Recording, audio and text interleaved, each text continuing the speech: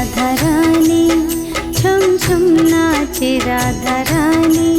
श्याम मुरली बजाते हैं, छम छम नाचे राधा रानी।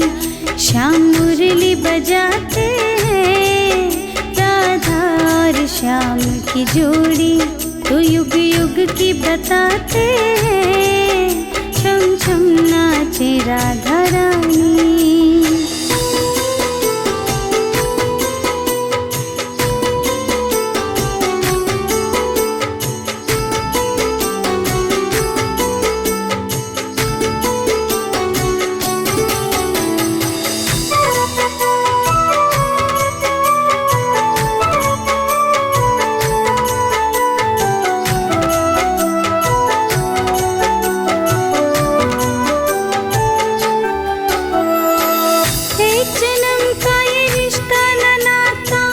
जन्मों जन्मों से बन के आता, एक जन्म का ये रिश्ता न नाता, जन्मों जन्मों से बन के आता।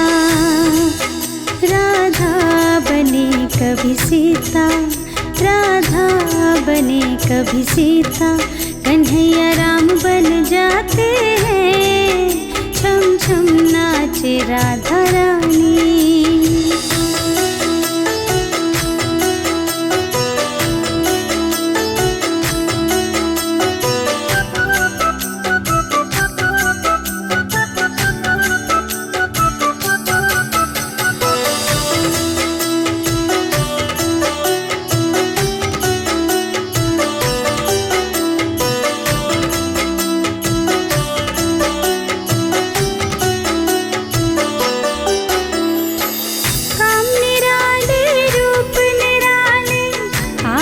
इस दुनिया में कर डाले, काम निराले रूप निराले, आकर इस दुनिया में कर डाले।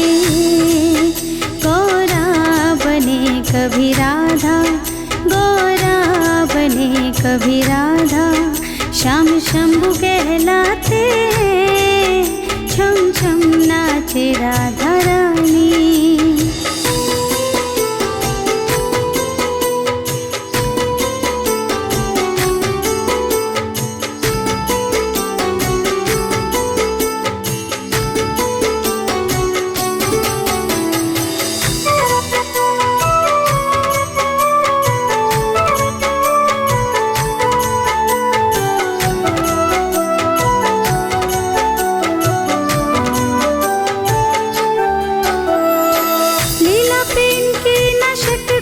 शंका कलयुग में श्याम जी का बज रहा डंका, लीला पे इनकी न शक कोई शंका, कलयुग में श्याम जी का बज रहा डंका।